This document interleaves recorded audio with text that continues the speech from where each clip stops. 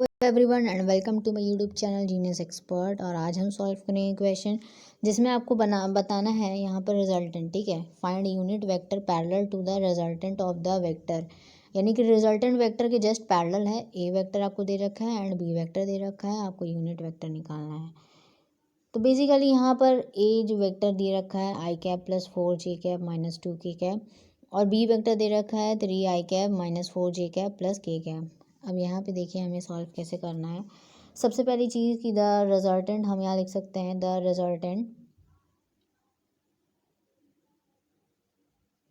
Resultant of A vector and B vector. तो A vector and B vector is basically R vector. ठीक है, are vector यानी कि resultant को हम बोलते हैं। ठीक है, तो यहाँ पर हम जो है ये आर को डिनोट करेंगे। सबसे पहले ये चीज़ दिखा देंगे। अब आर का जो है वेक्टर क्या निकलेगा यहाँ पर, तो ए वेक्टर प्लस का बी वेक्टर। ये चीज़ अब कैसे आया, ये चीज़ आपको याद करने वाला चीज़ नहीं है, बहुत ही सिंपल सा कॉमन सा चीज़ है। जैसे देखिए ये आपका x axis and this is why axis. तो ये जो एक्स एक्सिस के पास होता है डैट इज़ अगर हम ए वेक्टर मान लेते हैं, ठीक है, तो ये आपका बेसिकली आई कैप लिखते हैं हम। ठीक है, आई कैप लिखते हैं एक्स एक्सिस वाला, और ये जो होता है वाई एक्सिस वाला ये जे कैप होता है। अब ये जो है आपका बी वेक्टर है। ठीक है, तो यहाँ आई और जे का कोई मतलब बात ही नहीं करना है। यहाँ पे सिंपल आपको समझना है आर वेक्टर कहाँ से आया। तो बेसिकली ये यहाँ से हम जो है एक ट्रायंगल लॉ से आता है। यहाँ पे अगर आप ऐसे करके बनाओ, ठीक है, ये चीज़ अगर हम बनाते हैं, ये आई और जे का बात नहीं होगा, तो हम इसको थोड़ा सा इरेज कर देते हैं। तो बेसिकली ये जो होगा ये जो ट्रायंगल लॉ से, तो ये जो आपका बनाएंगे हम, यहाँ से एक पॉइंट निकलेगा, इसको बोलेंगे हम आर वेक्टर। ठीक है, देखिए आपको थोड़ा सा नीट एंड क्लीन डायग्राम थोड़ा सा बता दें।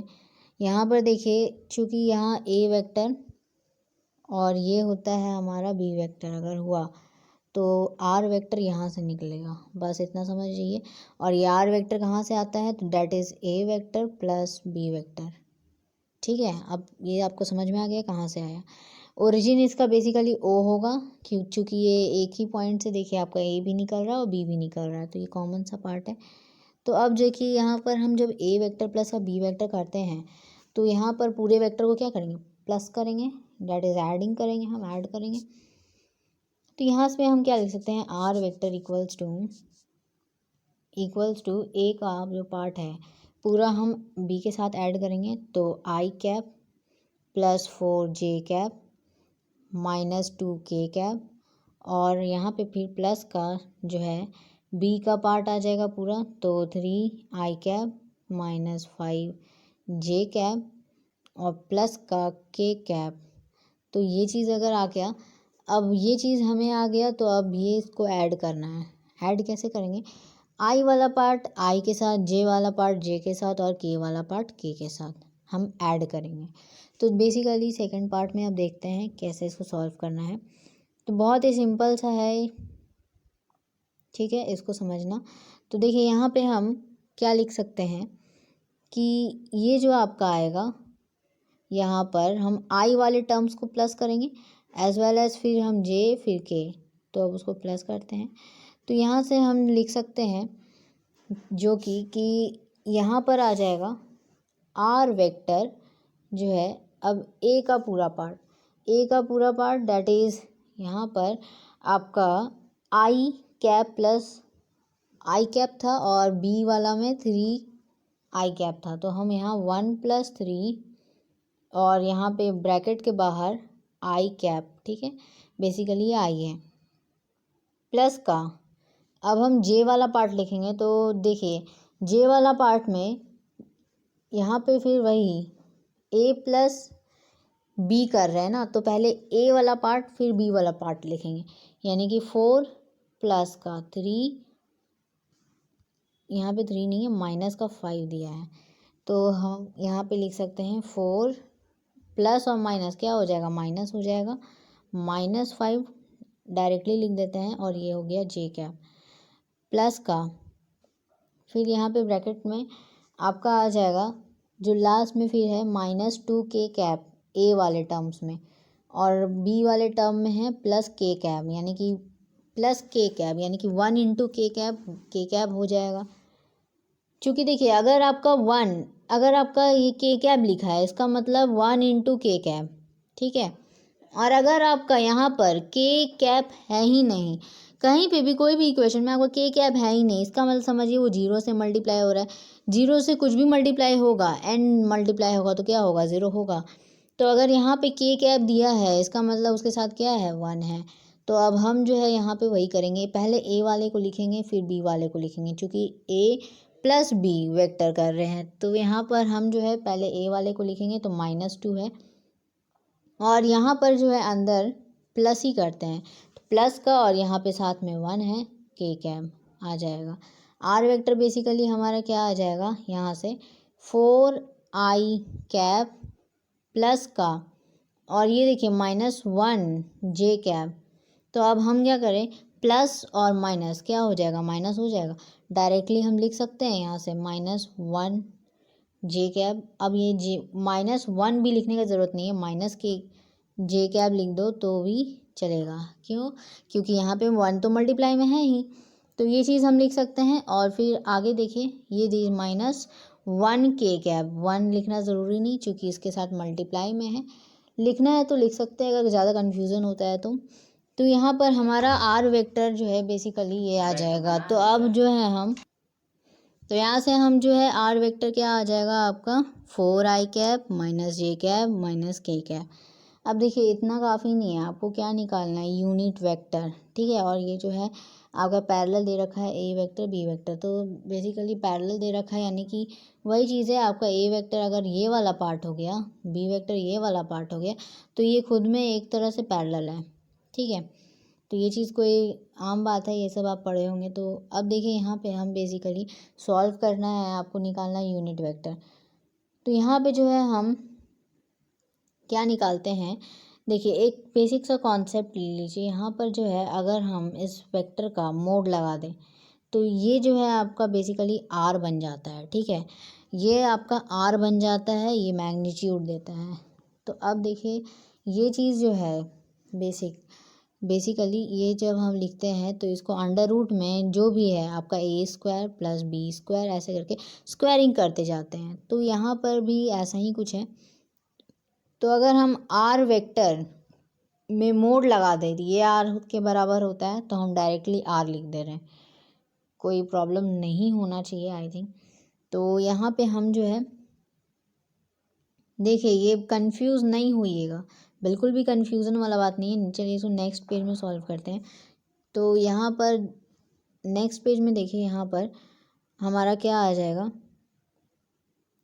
सबसे पहले देखिए यहाँ पर तो हम लिख सकते हैं आर वेक्टर का मोड बराबर आर, डैट इज़ हम यहाँ पे देखिए ये चीज़ भी हम सॉल्व करेंगे, क्योंकि बहुत लोगों को कन्फ्यूज़न होने लगता है कि चलिए ये तो बुक में दिया हुआ ही नहीं है, ये कहाँ से आ गया, या फिर ऐसा क्वेश्चन आपको ना लगे मन में। तो हम देखिए यहाँ पे क्या कर सकते हैं, a² प्लस का b² प्लस का c² ऐसे करके प्लस करते जाते हैं। तो अभी जो हमारा जो आया आर वेक्टर उसको हम देखते हैं सबसे पहले। तो आर वेक्टर जो हमारा अभी आया वो आया 4i कैप -j कैप और -k कैप, ये आया था ना। तो ये चीज़ जो है हमारा पहले ही पेज में हम देख चुके हैं इससे पहले। तो बेसिकली हम 4 का स्क्वायर करेंगे तो 16 लिखेंगे। अब देखिए प्लस ये इसके साथ क्या है, -1 है, -1 का स्क्वायर करो तो क्या होता है, 1 होता है। अब देखिए कोई भी नेगेटिव साइन है, -2 का स्क्वायर करोगे तो क्या हो जाएगा, 4 आ जाएगा, एक पॉजिटिव साइन देगा। तो बिल्कुल वैसे ही अगर माइनस साइन है ना तो कुछ सोचना ही नहीं है, पॉजिटिव में आपको डाल देना है। तो 1 का स्क्वायर 1 हो जाएगा और प्लस का 1 का 1, ठीक है। ये चीज़ हम आपको थोड़ा सा दिखा दिए थे। तो ये हमको अभी हम सॉल्व किए हैं अभी, तो ये दोबारा आपको क्यों, तो ये चीज़ जो है हमारा क्या आ जाएगा बेसिकली, तो ये 16 प्लस का 2 कितना आ जाएगा, 18 आ जाएगा। 18 को हम जो है चूँकि ये √18 आएगा, तो 18 का जो है हम फैक्टराइज करके जो है क्या कर सकते हैं, रूट के बाहर ला सकते हैं नंबर, तो वही करेंगे। तो यहाँ पे अगर हम इसको रूट के बाहर लाते हैं तो क्या आ जाएगा, 9 2 जा 18, 9 का 3 और यहाँ पे 2, 3√2 आ जाएगा आपका इसका आंसर। ठीक है, तो बेसिकली ये आपका आंसर नहीं है, आपको निकालना क्या है, यूनिट वेक्टर। देखिए द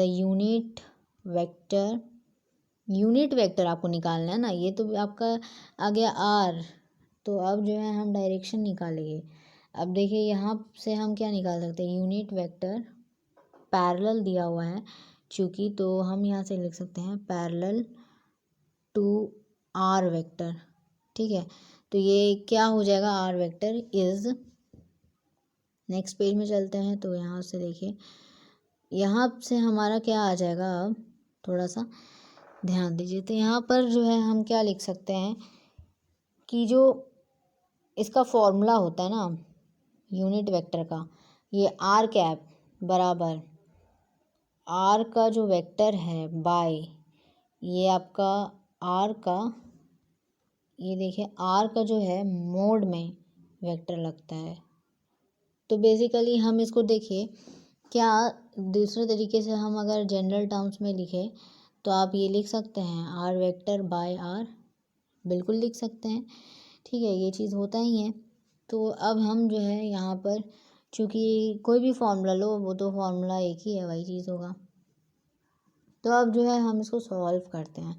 सॉल्व करेंगे तो क्या आ जाएगा आपका, आर कैप इक्वल्स टू, ये है आपका यूनिट वेक्टर। ठीक है, ये आपका बेसिकली ये हो जाएगा आंसर जो हम अभी सॉल्व करेंगे।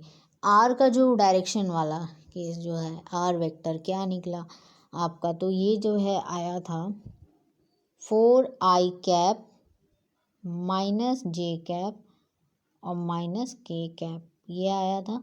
और बाई में ये जो अभी हम सॉल्व किए आर वेक्टर मॉडुलस का, ये आपका आया अभी 3√2।